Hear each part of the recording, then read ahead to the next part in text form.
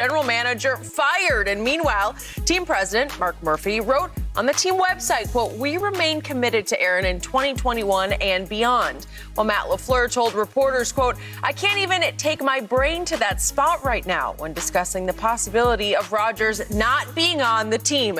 Shannon, what happens next? I believe someone's going to have to go. I believe Aaron Rodgers knows two of the higher-ups are lying. Only Matt LaFleur realizes how special Aaron Rodgers is after working with him, being with him on a day-to-day. These other two guys are lying, and I believe Aaron Rodgers knows they're lying. Skip, this is what I have a hard problem understanding. Now, over the last couple of months, Mark Murphy has said Brian Gutekunst, and Matt LaFleur have each taken turns to come to California from Wisconsin to visit with Aaron Rodgers to try to reassure him everything's okay. Yep. But last year when you took a quarterback, you couldn't even pick up a phone to call him. So let me get this right. Now, this is our guy. He's going to be our guy from 2021 and beyond. But you move up in the draft to take a quarterback, and you didn't even have the courtesy to call him. Why? Nobody believes. And Aaron Rodgers said it. He said, after the season I threw a wrench in somebody's program. A lot of people thought I was probably done. Who you thought he was talking about? He wasn't talking about the casual fan. He wasn't talking to the people in the NFL. He was talking to Mark Murphy, and he was talking to Brian Gutekunst. That's who he was talking to. They believed he was done. That's why they took Jordan Love. Yep. Now, we have the utmost confidence in him. We want him to be our quarterback from 2021 and beyond. No, you didn't. Because if you wanted that, you wouldn't have taken a quarterback. You wouldn't have traded up to get a quarterback. You thought Aaron Rodgers was washed. That's what you thought. Well, they did. Exactly. What did they just seen in the NFC Championship game at San Francisco? We're going back a year. Even though, look, think about what happened. Jimmy Garoppolo threw 8 passes, and they scored 44 points. They did. So they got run off the field. And Aaron Rodgers threw 2 interceptions and had a QBR of 23 on a scale of 0 to 100, which is just pathetic. He did throw for like 338. Well, okay, that's not here. No, okay. He went to the NFC. Think about it now. He went to the NFC Championship game. He was 26 touchdowns with 4 picks. Mm-hmm. Now he almost doubled that with 48 touchdowns and 4 picks. Normally, if you go to the NFC Championship game, NFC Championship game, they're not looking to replace their quarterback. Now, this is what we know. Alex Smith knew the Chiefs weren't committed to him beyond because they traded up to get who, Skip? Pat Mahomes. The quarterback in Houston knew they weren't committed to him because they traded up to get who? Deshaun Watson. When you trade up to take a quarterback, you can say all you want because it sounds good. But Aaron Rodgers knows why you did what you did. So my only question is to you, Packers brass, why is it so important for you now to fly all cross country, showing up at this man's doorstep to try to convince him when you couldn't even give him a courtesy of a phone call? You could have saved yourself all these headaches had you just reached out and said, Aaron, look, we still believe in you, but we'd like to take a quarterback in the draft. You're going to be our guy. We're going to commit to you, but we're going to take a quarterback. But you take a quarterback, and then you're like, well, hey, we don't talk about such and such a guy. We don't know all this. So Aaron is like, Skip, I believe the hard part about firing Gutekunst is that if you fire him, you basically said Aaron Rodgers is in control here.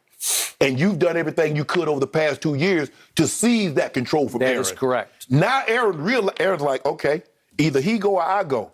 Now the question is, Skip, who do you have more confidence in over the next 3 years? Do you believe in the GM or you believe in Aaron Rodgers?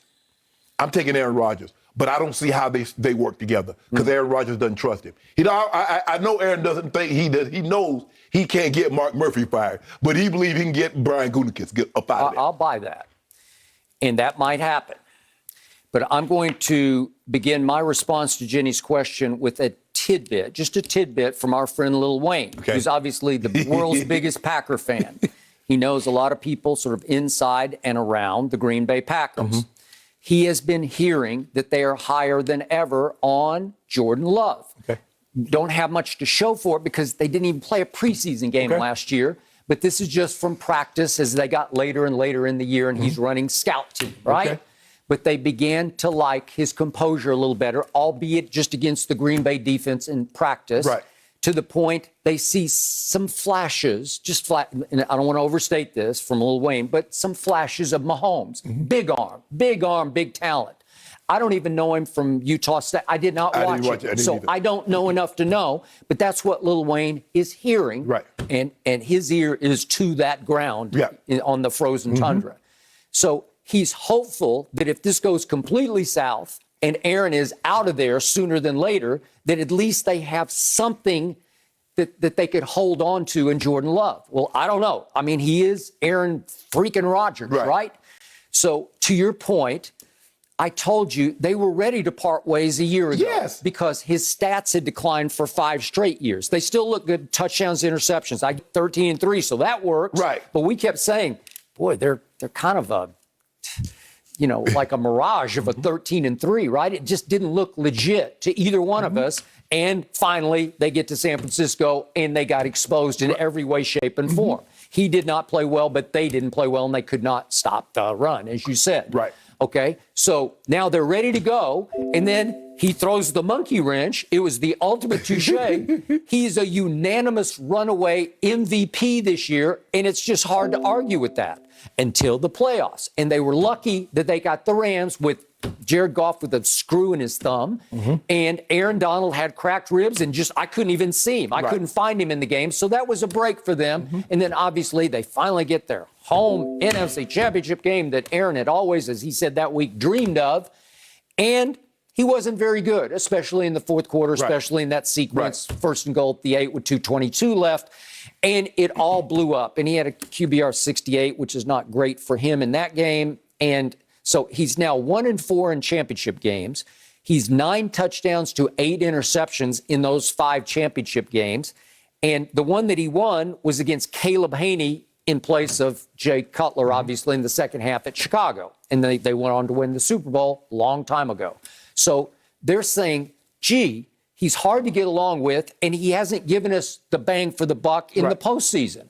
So to me, it feels so ugly right now that I'm thinking that it's going to go so far south. They're going to go far because he's made already 6 rap albums. How do you make 6 at this age? He's made 6 under the name Boss Man Fat. His nickname as a kid was Fat, so he became Boss Man Fat. I like it. I'm good with it. Okay. But once again, you have some ego issues going on here, and some teams shied away because he's a talented kid who's really full of himself. Okay, do I love that in Dallas, Texas, Sin City? I don't.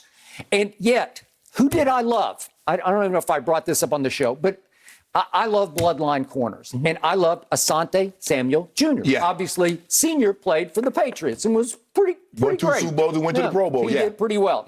3 picks later, guess who goes to the Los Angeles Chargers again? Asante Samuel Jr. So now I'm going to be waiting over the next 5, 6, 10 years to see which of these corners shows up and shows out. Right. My money would be on Asante Samuel Jr. I would have taken him because he's just more trustworthy because of bloodlines. This kid can play. I saw a couple of Kentucky games last year where I noticed him. Right.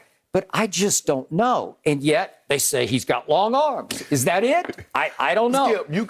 Skip, if you take your child to the store, you say you can get some candy, and they out of that candy, you can't let the kid cry about get something else and let's move it along. Okay, so we don't get Trevon Merrick, and we don't get Asante Samuel. So right in the middle, we take Kelvin Joseph.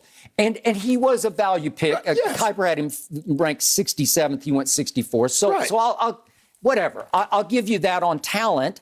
But then we get to the 3rd round. I believe my Dallas Cowboys made the worst 3 third-round picks in the history of the National Football League draft because they did have 3. One of them courtesy of Philadelphia because they did trade back to get